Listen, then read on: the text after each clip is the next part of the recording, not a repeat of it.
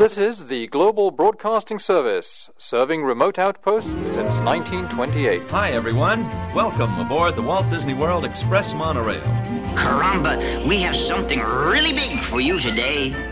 Welcome, foolish mortals. Now then, hang on to them hats and glasses, because this here's the wildest ride in the wilderness. This is the DBC Pod with Phil Schoen and Jason Dodge. Hey everybody, welcome to this week's pod. This week in review of April 2nd, 2022. It's been 2 weeks, Phil, since we've seen each other. I know. I was missing you. And I've missed you. Very busy week for me. I was out in Atlanta doing work-related things. And that was a long, arduous process. Lots of fun. But I couldn't help but thinking, like, I'm only like 5 or 6 hours from Disney World at this point. Closest I've been since September, and I do miss it. It's March Madness. The finals. We're recording this on a Monday. I think the finals are they tonight? Like going on right now. They're tonight. Tonight, so right? They're going on like right now. So they're being recorded, or we're recording while they're going on right now. With that being said, our Attraction Madness Bracket Challenge came to an end over the weekend, and we have a winner, which is the Haunted Mansion. It was an interesting Final Four. What was it? It was Haunted Mansion versus Pirates, Flight of Passage versus Expedition Everest. I did not expect to see two Animal Kingdom attractions in the Final Four. Yeah, it's interesting how it lined up too. It was like two very classic dark rides on one side, and then kind of two more modern thrill rides on the other side. I mean, I could if you ask me to predict the Final Four just without knowing how the brackets are lined up or whatever, I would have to at least say Pirates and Haunted Mansion were probably going to be in there. One of the two, I should say. Yeah. Again, would not have predicted Animal Kingdom attractions in the Final Four. Flight of Passage, sure, but not Expedition Everest. So it was interesting the way that kind of led up. So my question to you, Phil, is the Haunted Mansion deserved of a win in this bracket? Or in this challenge, I should say. So I didn't vote for it. For those of you on Discord, there was a spirited discussion going on between the final two. They were very close, and people were getting like their spouses to log in to vote for, thinking they were going to vote for their vote, only to find they voted for the other one, which was fun. I think it's a worthy attraction. I mean, it's definitely, when you think of Disney attractions, it's one of the first ones that comes to mind.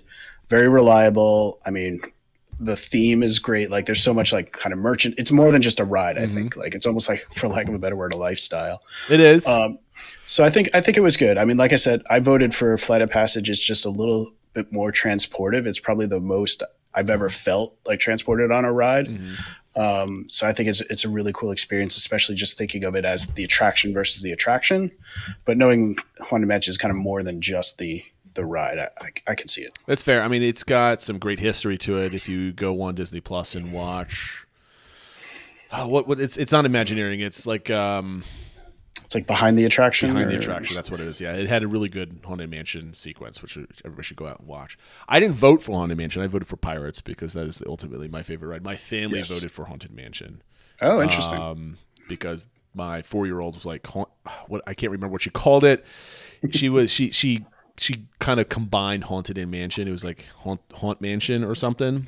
And Hauntantin. Yeah. And that's her favorite ride because I think that's all she remembers. But also because we were listening to Disney World music.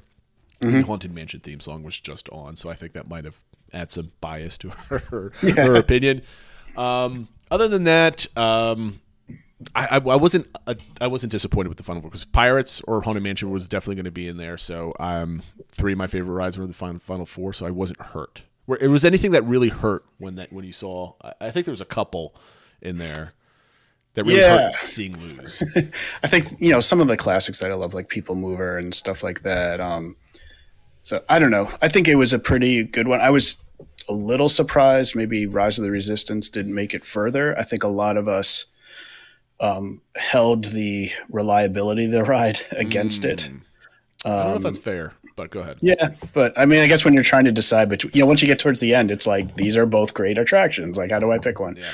But I thought that was kind of interesting. And you had a note here, another awesome Disney podcasts had done. Yeah, another podcast that I've mentioned here before. It's the Disney World is Awesome podcast. I know it's one that Matt Pato actually recommended to me. It's somewhat similar to ours. It's 3 dads though instead of 2 talking about things. But they did their own. But here's the difference between the podcast. They all sit in a garage because they all live in the same neighborhood and drink beer the whole time, which is unfair. Exactly.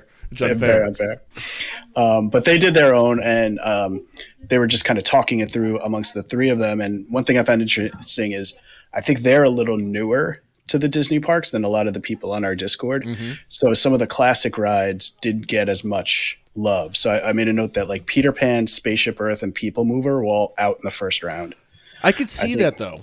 I could see why. Yeah. Peter Pan is the most overrated ride in all the parks, anywhere, I think. So yeah. I don't think that ride is anything special. I mean, I think the queue is better than the ride itself. Yeah. And then what was it? People Mover. I can see why you vote People Mover out. If you're not used to the parks or you're new, it's like this is kind of lame. You're just sitting down here, whatever.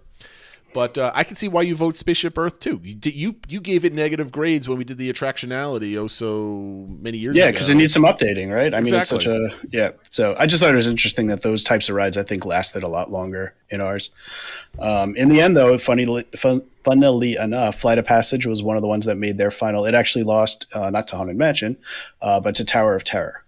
They voted Tower of Terror as the best ride at Walt Disney World. Flight of Passage, one of the most popular rides and best rides on property up until Rise came out. So that's not surprising. So it just kind of hit me that it's must be kind of pleasing to a lot of people, right? That it did well on our Discord and it did well on their podcast as well. Yep. Want to welcome one of the new members, our long-time member, Mickey Waffle's husband, Anconio. Is that how we pronounce it? Anconio? Well, you did better than what I was going to say. Oconio. Welcome to Discord. I think another person that came on to vote for Mickey Waffles, but I think went awry in the voting, if I read that correctly. And we had a lot of new members last week. Phil, thank you for welcoming them. We got a whole slew of them. Hopefully they stick around and they weren't there just to abuse the voting system. And another new one this week actually is Tonopah. I forgot to add that. They came on the last day or two. Yes. Yeah, so it's a friend of mine. His name is Mark in real life, who we met on our Diz Italy cruise. Oh, that's so good. So he joins. We have to have then the two of you on with some beers and talk about Italy and with some Italian wine. That's it. Perfect. Brief mention of the DCI. I'm not going to flash it on the screen for those that are watching, but it's at 82.7 or something. 7.9, I think. Yep. I actually have it up. I should probably just click on the tab. 82.79. You were correct. That was because All Star Movies was just opened. So just kind of point of reference. I think we're going to see a lot of that change in the next 2 or 3 months. It'd be interesting to see. There's some. Let's just talk about this news now.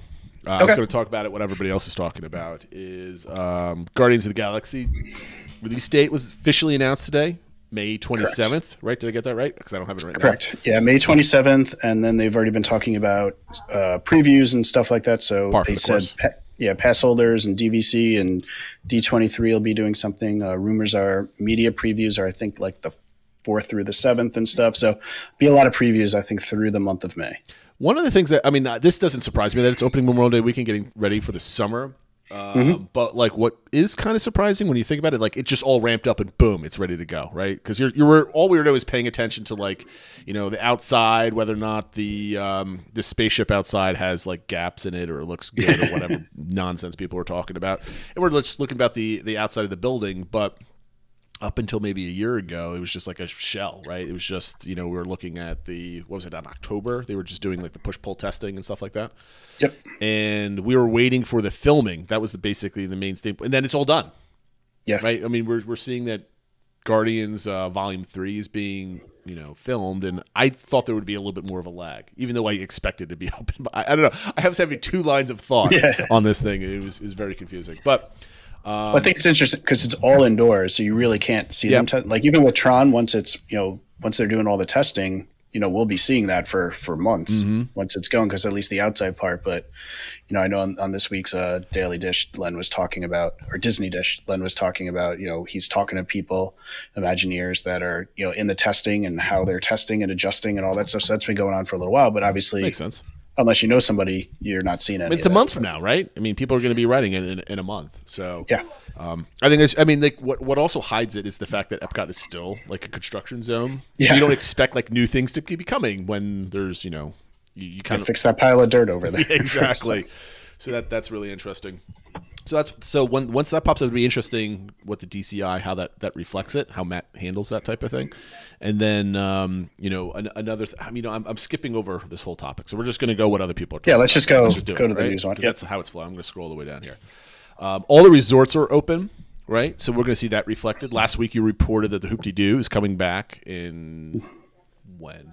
What was June 23rd, if I remember. I remember June something. Yep.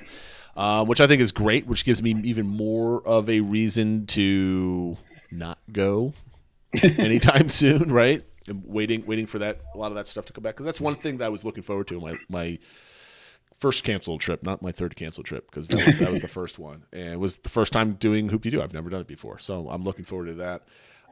What I do love is everybody was whining and complaining about the Blues review sign that was posted. Like, oh my God, they're changing Hoop-Dee-Doo. It's never coming back. There was like a day or two of panic type of thing.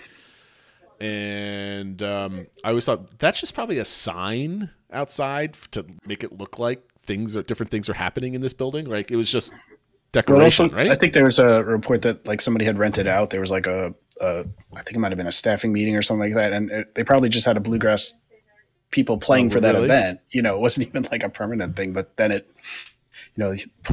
basically a game of telephone, right? Where somebody reports that, and then somebody like translates like, oh my God, like, and the next thing you know, it's Hoop-Dee-Doo's never coming back. And that's why I love Dis Twitter, because everybody goes crazy, and then Scott Gustin comes on. It's just like, guys, it's okay.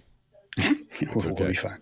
What do you think about, going back to the Guardians, because it just popped in my head, what do you think about the advertising that they're doing? Is it compelling? I think so. I've liked the little video today. They had that with the announcement, they had, Rocket, I guess there was a report from the people in the Xandar Pavilion in Epcot saying there's a problem and, we need help. And, Rocket's like, oh, I guess we're going to Epcot. Like, I don't know. I'm intrigued by where that is. And I saw Jack from DSNY News was reporting that there's going to be a number of Easter eggs related to not only Ellen's Energy Adventure, but also Horizons and World of Motion and stuff like that. So I'm looking forward to all that stuff. So it has me more excited than some of the early marketing for the Star Cruiser. I can tell you that much. Well, what I thought was really cool is I wasn't expecting them to mention the word Epcot. Like, we got to go to Epcot, right? And then go like rescue people. I'm like, to me, that's really cool. Yeah. Because normally it's it's like a nod to the the fifth dimension or fourth dimension, what is it called in breaking the fourth wall fourth wall, that's what it is. Yes, because they're never referencing the parks, right? I think that's pretty cool. I hope there's some like snarky comments from Rocket, like, okay, to complete the mission, I need a power cell, a phase converter, and Dreamfinder's hat. Yeah, something like that. Yeah, or a note to like the construction walls need to come down before we can land, or something like that. But they wouldn't do that. Come on, Quill, they couldn't even finish building it before we got here. I thought you were here 30 years ago, and they're still not done building it. Another thing that's really cool that people are talking about is traditional meet and greets are coming back. Mm-hmm. I think that's going to be a big score for the entertainment portion of the DCI. Any thoughts on traditional meet and greets, Phil? Do you think it's the time? Is it too soon? Should have been here a while ago? What are your thoughts on that whole thing? I'm a little all over the place. With everything else open, and we obviously saw they were getting close to the cast members in the Star Cruiser and how jammed packed people are for fireworks and stuff like that. And they say, please fill in all the available seats for things. So, why not bring back traditional meet and greets, at least for the, the fur characters? Like, why can't, my kid hug Mickey at this point with everything else? You could be wearing a mask inside the costuming. That would be unbearable, but yeah. But I think it's good to come. I'll be honest, they're not, I don't think being able to hug the characters and stuff is as big to me as it is to, I think, a lot of other people, at least the sentiment I'm getting. I've seen people comment on Facebook and stuff like we're not booking a trip until my kid can hug Mickey, you know, that type of thing. So well, it's a big mile marker, right? I mean, it's one of the last vestiges of the that's glaringly obvious that we're in a pandemic, right? You can't go near Mickey. No, that's right? A really good point. Like, yeah, I mean, I don't know if all of them, but most of them, I think they basically have like a velvet rope setup, you know. So that's a good point. That it is a very visible change that was done. Reminder, yeah. So that's a good point. I mean, the plexiglass, has a lot of the plexiglass come down? I know they started taking them down. They were reporting that it was coming down. Yeah, I think a lot of places it came down, but recently it's coming down now in the stores. I think that was the big thing, that they still had them up at like the cashiers areas, and those are coming down. Well, I mean, those are like basically you don't see anybody wearing masks on property anymore. The only place you wear masks are on public transportation. Plexiglass coming down, characters coming back. The resorts are fully opened, and what did I say to you the other day, Phil, in Discord? It's like, you know, Disney can't wait to get back, but charge you very, very much higher, newer prices for everything that you want to do. So and I was joking. They jumped first to the charging more before bringing everything back. But you're right. Yes, they do want it. I think they want everything back, and they want people to come back. But yes, they're not afraid to ask for more money for it. No, and we had a nice spirited Disney Plus or Genie Plus conversation on Discord last night, and we'll save you from that discussion because it's just kind of repeating everything. Tom Bricker always has I have his newsletter, Disney Tourist Blog. I like it for the headlines because it usually sums up a lot of stuff from just like a quick read. I don't even have to open up the email. It's like in the subject of the email, and I like it. And every once in a while, I'll click on it. For those that you don't know, he puts out a newsletter basically every day. The one infuriating thing that he does do, he just takes, like, if he has is the dining plan coming back? He wrote that article like a year and a half ago, and all he does is update the same article without any dates on it. So you have no idea what he's doing. I've complained numerous times, and no one listens to this annoying person on the internet. So why would anybody? In any case, he had a conversation. It's hard to differentiate you from all the other annoying people on the internet. I'm a very important person. I have a podcast. But no, so he was saying he had like an April update about the dining plan coming back, and the update was that there is no update, right? So I don't remember what our prediction was for the dining plan. I think we were predicting Q4 or Q1 next year of its return. I could look real quick, but I don't think it's. If I look right, my guess is. Well, I could get it, but I think my guess is that at least I said it would be announced this year, but to officially start like January 1st.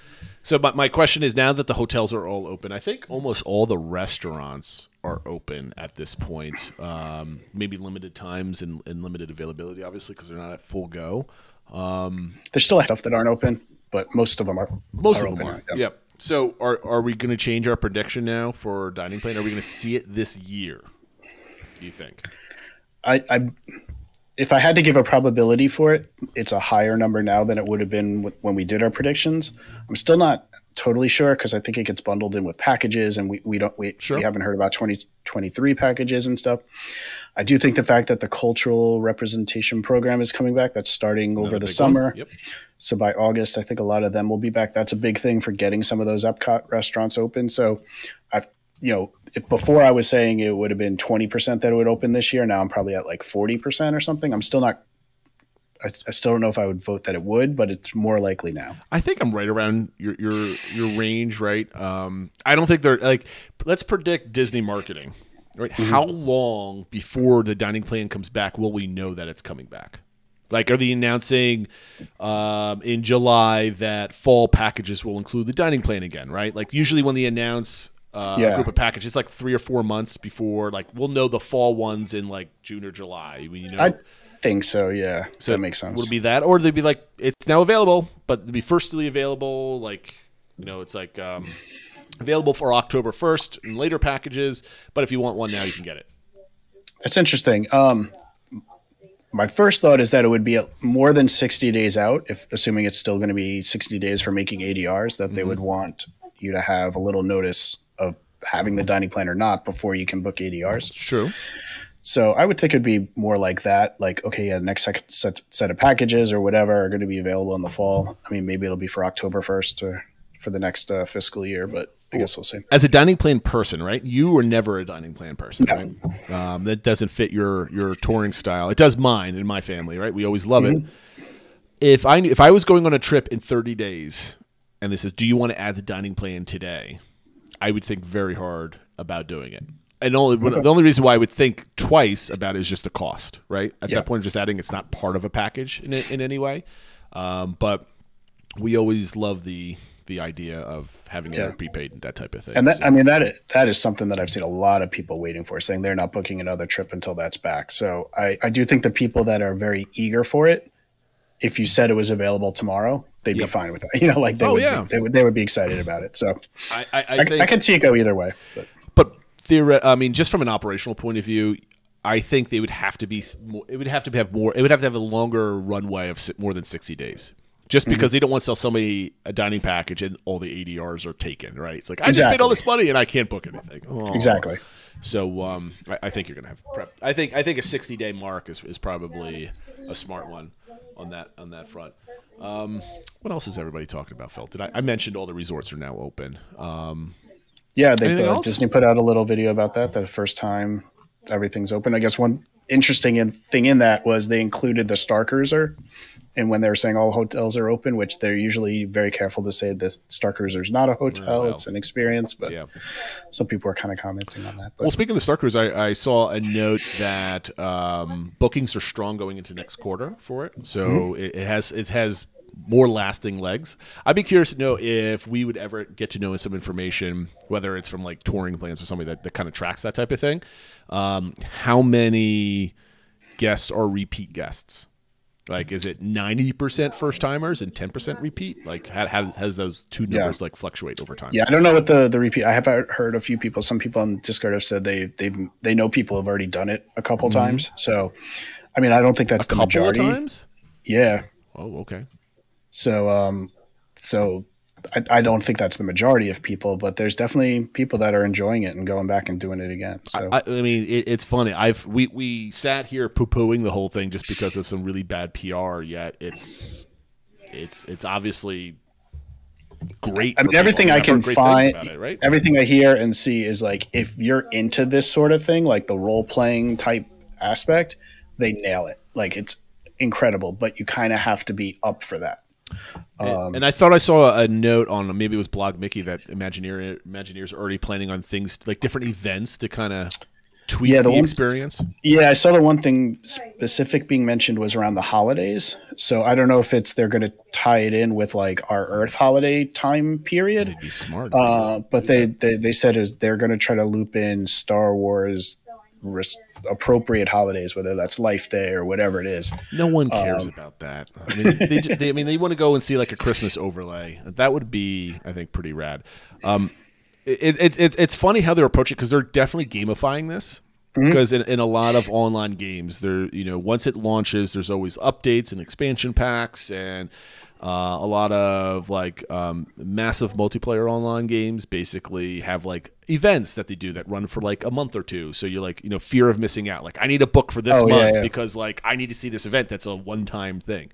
And the fact that they have the flexibility of the cast, all they need is a script, right? And everything's in their data pad leading to a bunch of things. So it's just, let's do one for a month, and then next year maybe we do it again, or maybe next year we just tweak it and it's a whole brand new thing, that type of thing. I think if they have special merchandise for it, people would go for that. All they need is like, I don't know how many 10,000, 20,000 people to do this that just want to keep coming back, and that's enough to keep that thing full, like 50% of the time or something. Exactly. Who knows? All right, Phil, why don't you tell everybody that might be listening for the first time where they can find us on social media? Yeah, please follow us and interact with us on social media. We are on Twitter, Instagram, Facebook, and our YouTube channel, all at the DBC Pod. Of course, our Discord server as well. Please join us as our recent additions have, and join in some of these spirited fun. It's a really good time. So you mentioned the Disney Dish earlier. I have not listened to this week's episode. That's for tomorrow. However, last week they had an excellent episode where they discussed. This is kind of unique for them, because they don't typically do like these kind of let's talk about this random topic. They usually do like a history report or what we used to do with the DBC expeditions. But Jim Hill does a much more much better job than the two of us with that. But they were talking about what modern rides will be next decade's classics, right? And I think these started off with every ride that was been built and opened this century, right? I think 2004-ish was their breaking point. I don't know if it was 2001 or 2004. They started 2000. They said basically they took from saying, okay, from 1950 to 2000 is kind of the first 50 years of the parks. What's the next 50 years going to look like? And if we look at the rides that have been built since 2000, when we're in 2050, what are we going to look back and say those are the classic Disney rides? Okay, so what how do you want to do this? Because we want to riff on this topic because I think it's a good one. Do you want to just list off what Len and Jim did, or do you just want to dive into what we think might be classics moving forward? Why don't we start with what they did and maybe share our thoughts on it and see if we think they missed anything? Okay. So I'll just read off of Len's because he had actually 6. They were supposed to do top 5, but of course Len loves adding a little more stuff, so he did 6. A couple honorable mentions, right? Yeah. So their first one was Soarin', which I totally agree. That's already a classic in the park, so it's hard to argue that it won't be, in my opinion. So Len had did it for the ride mechanisms, and Jim had mentioned it because of the music that goes along with it. I totally agree on both fronts. Less on the music, but more on the ride vehicle and the experience, in my opinion. Do you disagree? Agree? What do you think, Phil? No, I think it absolutely is. I think from the technology standpoint, you see that little video of the Imagineer with the erector set and stuff like that's almost become like Disney legend and stuff like that. So I think it absolutely fits, and I think the music, but also the smells and everything like that, like it absolutely fits the idea of a Disney classic. And I think they pointed this out as well. It's a ride that obviously very few rides every single guest can ride, but most guests can ride Soarin'. Yeah, I think my son went on it it was 2019, so it was 3 years ago. He's 7 now, so he's 4. He was 4.5 at that point, so he was able to go on it and have a good time. He still remembers it too, right? Yeah. Like he doesn't remember anything about Epcot, but he remembers going on the airplane ride, and he really liked it. The next one that Len brought up was Rise. I mean, they talked about it's mechanical failures and all this other stuff, but just the immersive, it's hard to say Rise is going to be classic when it's so new, right? So we're talking about the next 50 years from 2000 to 2050. We're halfway there essentially. But just it took what we expect from a dark ride to the next level, I thought. Yeah. And it's hard to argue that it won't be a classic in 30, 40 years. I think it'll be really interesting how it's looked at going forward. Like hopefully it gets more reliable, but do they update it? Is it still always set in the same time period? How is Star Wars looked at, 30 years from now? But that's my second point I want to ask you. So here's how this ride can fail to be a classic, right? Star Wars goes out of favor over the next 30 years under the mismanagement of Disney, which is arguably somewhat have happened a little bit. The ride doesn't have any good music associated with it, with the queue, right? Because, when you're on there, you get all the classic feels and everything else. But walking past it, you're not hearing it like you hear Haunted Mansion or you're getting Star Wars music in general in the land, right? But there's nothing distinct about it when you walk past it because it's kind of a hidden type of thing inside the land. So that might make it fail, so to speak, because the experience is a classic, but the smells and the audio are not classic to that ride. In my opinion, I'm trying to say this in a spiritual way. The audio is clearly Star Wars, but it's not unique to that ride. If you catch my drift. No, 100%. I think like we were talking about with the Haunted Mansion, like you have the soundtracks, but also the merchandise and stuff like that, and just the everything about it. Now, obviously, with Rise, you have all the Star Wars stuff related to it, but are there that many people buying Rise of the Resistance specific merchandise and playing the soundtrack to Rise of the Resistance like people do with Soarin' and stuff like that? No one's lining up at the gift shop like Montemori to find the new popcorn bucket or pin or whatever from the gift shop for that. And the other thing, there's no smells.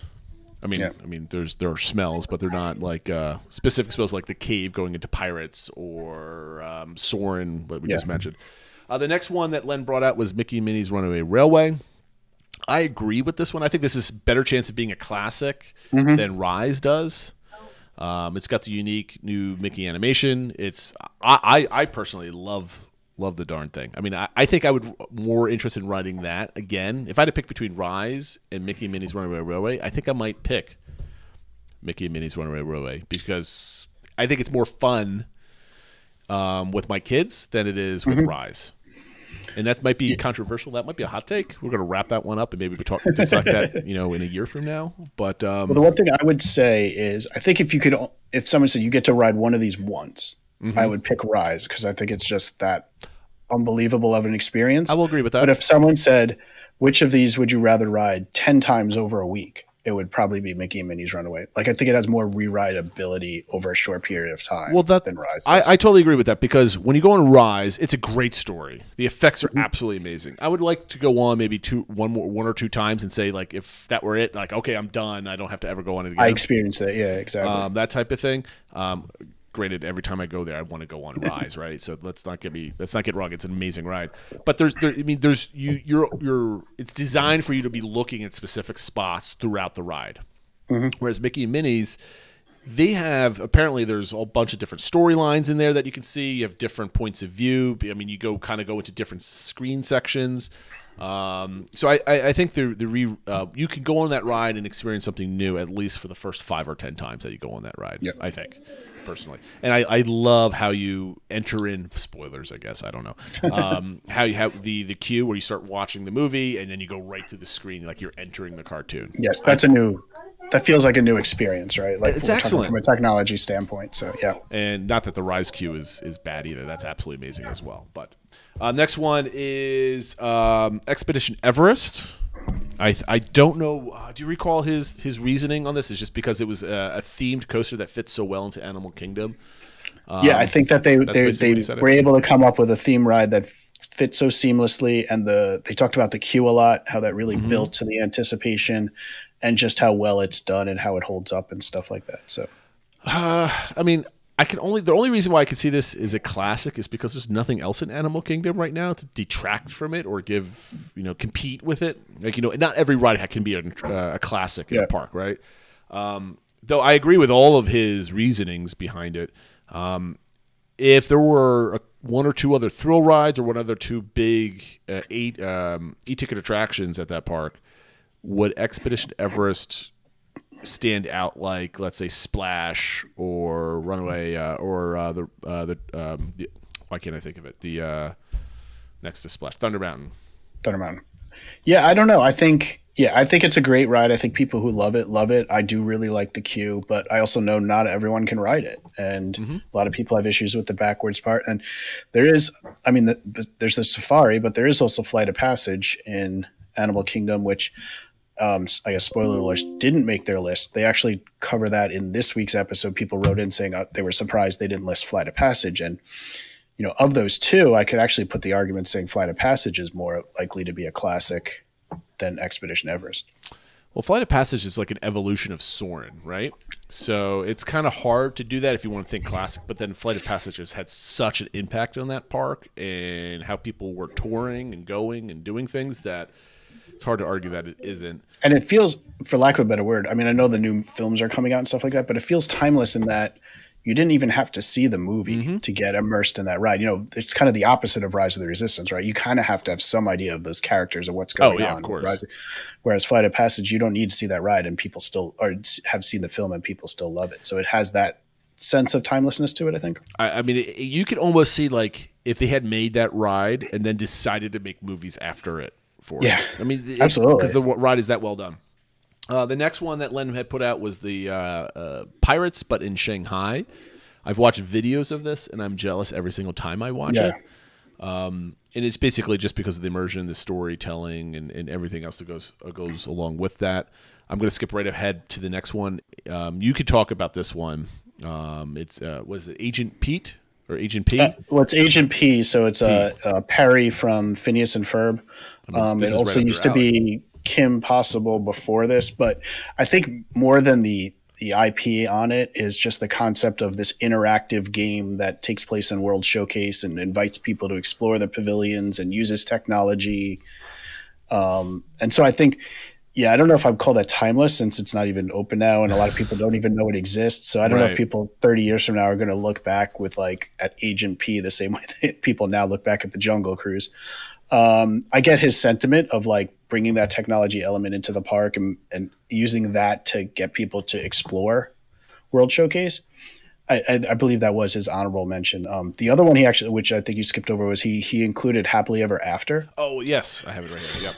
Which I think is an interesting idea of having a nighttime spectacular and it not even being like Fantasmic or something that's been around for a while.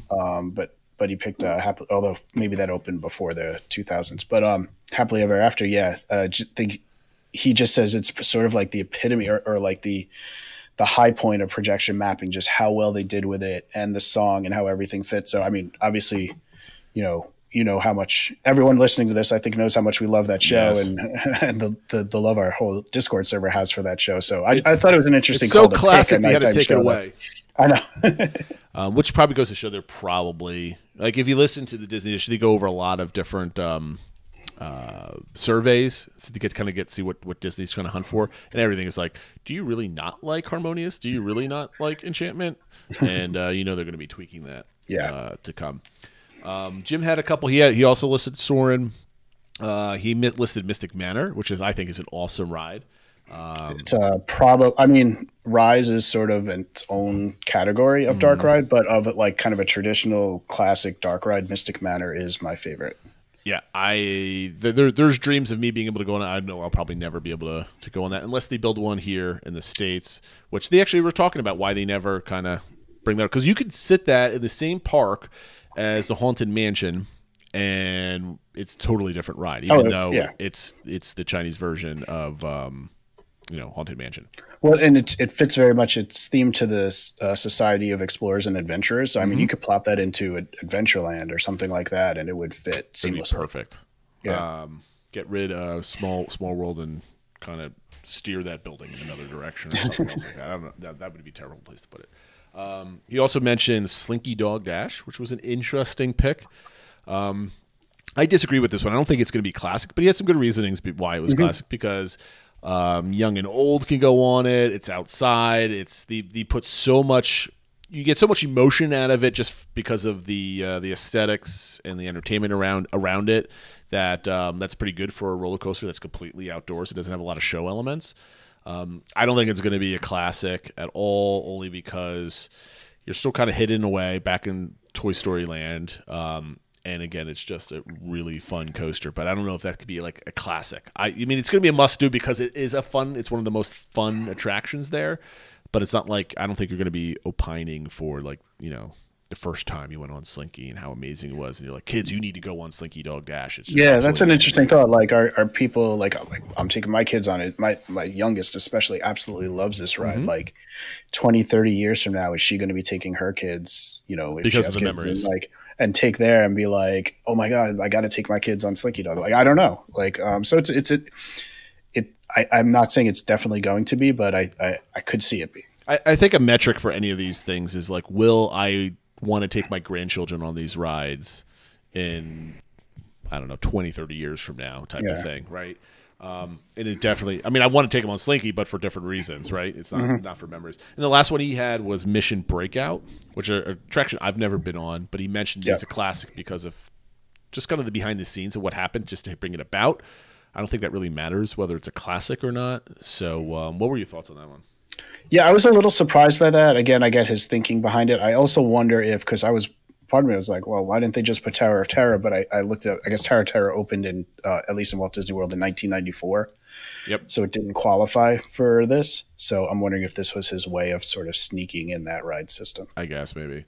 Because if you're interested in, he did like a 3 or 4 episode kind of arc about the history of that whole attraction, that ride vehicle, I guess we could call it. So those are a little bit of Len and Jim's decisions. Now, Phil, did they miss anything? Is there anything on here that's like to use an instant classic that you're like, I got to get you on this type of thing? When you use the grandchild like metric, right? You bring your grandchild. Yeah, I was going through all the parks, and I think there's some from like the late 90s or 90, like even the Safari, like that's something I would definitely want to take my grandkids on, but that doesn't necessarily qualify for this. They're looking at more newer attractions. So I couldn't think of anything other.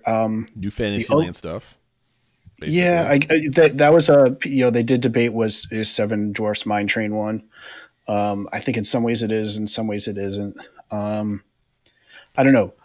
This is kind of an out of the box one because it's another one from Hong Kong Disneyland, but I feel like if this was in one of the stateside parks, it would get on this list, and that's Big Grizzly Mountain Runaway Mine Cars. It sort of takes the best parts of Seven Dwarfs Mine Train, the best parts of Everest, and the best part of Big Thunder, and made one coaster out of it. But it's still very family friendly, and it has animatronics and things like that. So I feel like if that was stateside and everybody had ridden it, I feel like it might be viewed a lot differently, but it's hard for me to put that on the list when I know most people haven't ridden it. So, I mean, Animal Kingdom wise, there's nothing there that other than maybe Flight of Passage, just because it's just a cool experience, and I can't wait to. My son has never been on it, and last time we were there, I think small. That's a good. We already talked about that one, but I think that would make my list. I think that would make my list.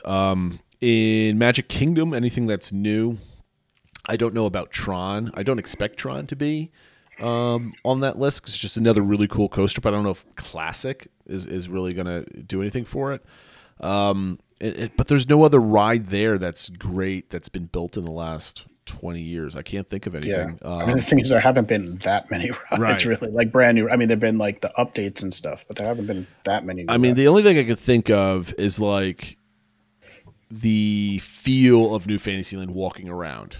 Right, the memories of just like kind of being there, but that's kind of a cop out, right? That's not an attraction. Hollywood Studios, everything is new. I think a classic will be, for me personally, will be the Millennium Falcon, only because of just memories based off of that, right? Sitting with the canopy and seeing it, and hopefully they add new story elements to it, that type of thing over time. But I think if there's one thing in Hollywood Studios, that would be it for me. And I hopefully Jedi Training comes back because that was an excellent experience. I would want to bring my kids through that every single time I go to the parks, but unfortunately, that's one thing I don't know if that's never coming back at this point. We just don't know.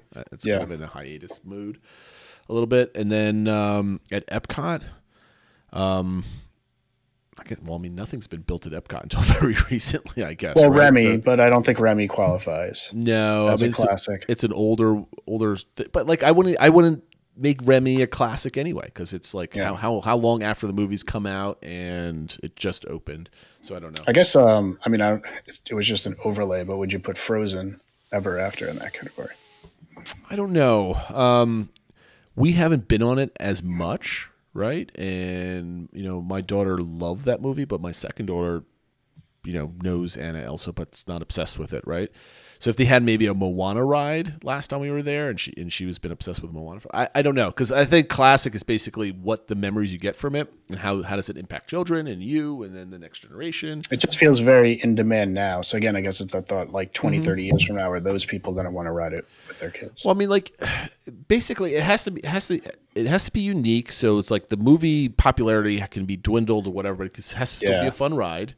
And like Moana is one of the best soundtracks. I think that's going to be an instant Disney classic for a very long time. Yeah. So if they had an attraction where they had a lot of those songs, same with Encanto. If like they built something in the next 5 to 10 years with Encanto and all the other stuff that go along with it, I think that would be an instant classic for years, just because of the popularity of the songs.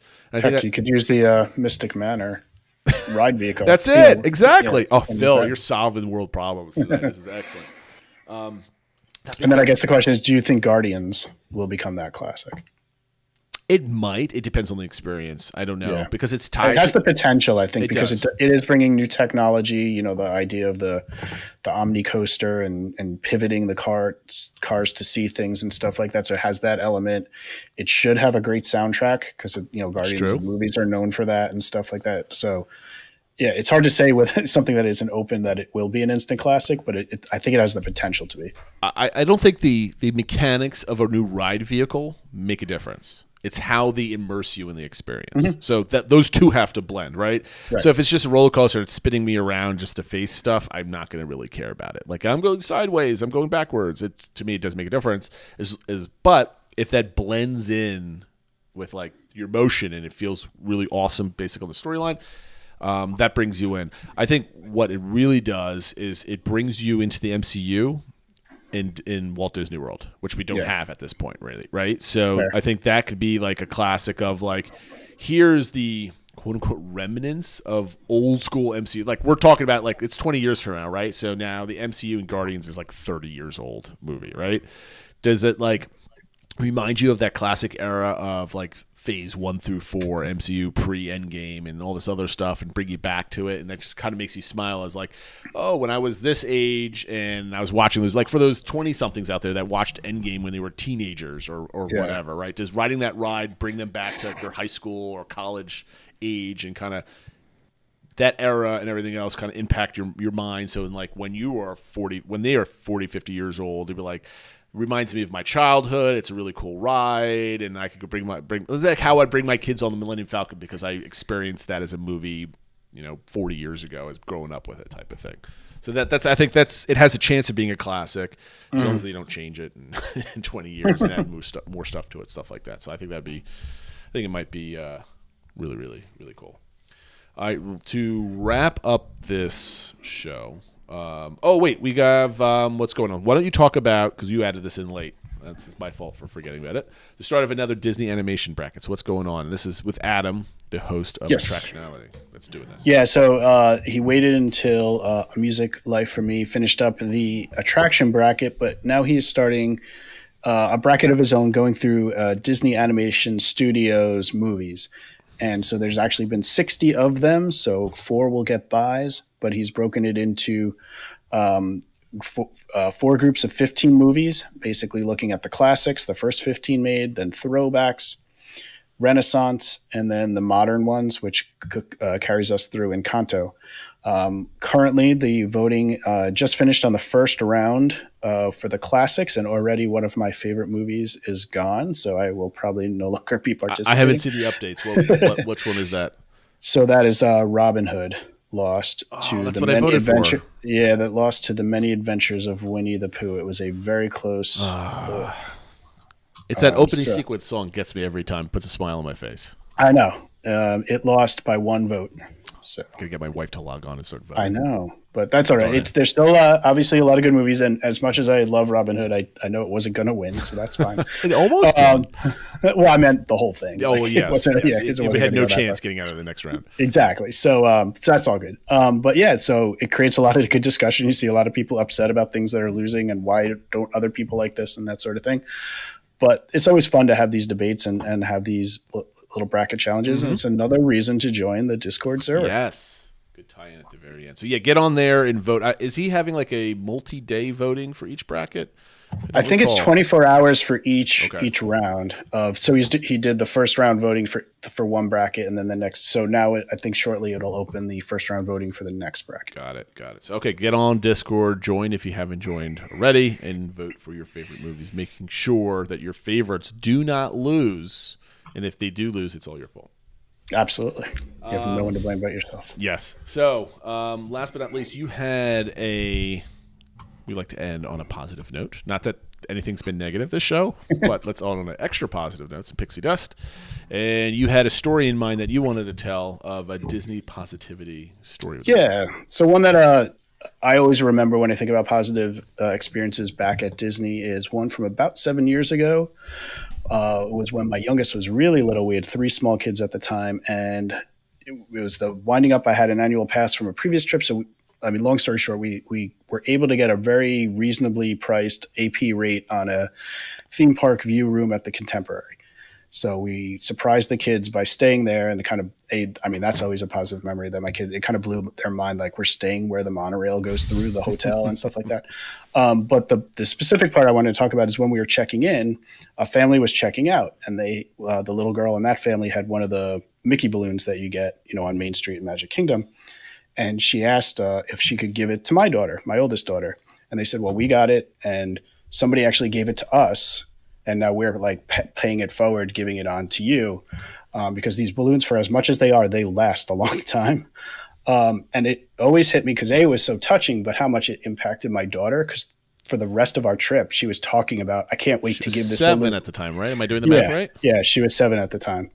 So she spent the whole trip saying, I can't wait until we're checking out and I can give the balloon to somebody else. It's lasting that long? Yeah, exactly. It did, actually. Oh, wow. So that one always struck me because, obviously there's a lot of good stories with cast members that, improve trips and stuff. But this was just another guest, another family, and how, it's always those reminders where, not to say there aren't good people everywhere, but at Disney, it seems like everyone's a little most people are a little friendlier, a little more outgoing, and kind of has those Disney feels, and they want to share with other people. And I thought that was sort of a tangible example of that. Wow, that's an awesome story. I mean, that's what I love about being like. That's why I never want to be not on property when I go. Right? It's because you want. There's always like the Disney nod, right? When you're walking from like, you can find the families that are there for the first time. You can tell that they're just running through things and whatever.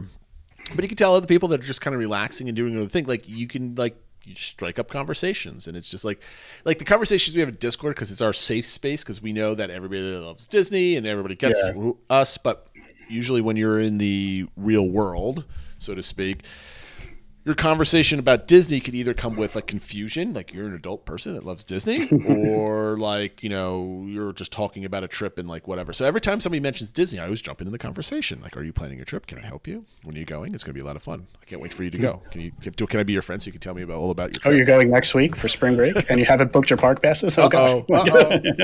Right. So like, that's why I love being on property. It's like you can see who's the true Disney fan, and like people go out of their way sometimes to spread, like there's people not just in our community but on some larger communities, like the Disboards or wherever you want to go.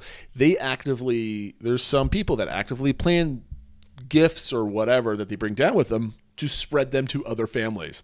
Yeah, like they actively go down there and search for opportune moments to spread pixie dust on purpose to an unsuspecting family. Yeah, and sometimes they pass them out, and I've seen others where it's something they almost like hide it around, and then like people just come across them, and it's like, oh, you've been pixie dusted by finding this item and stuff. So. I this is completely random, and I don't know who the YouTuber was. He had tens of thousands of views on the video, and it was a guy who was out in Disneyland, I believe, and he was at Disney Dad, and he went into some shop off of Main Street or somewhere. It was a restaurant or something, maybe. I could be wrong.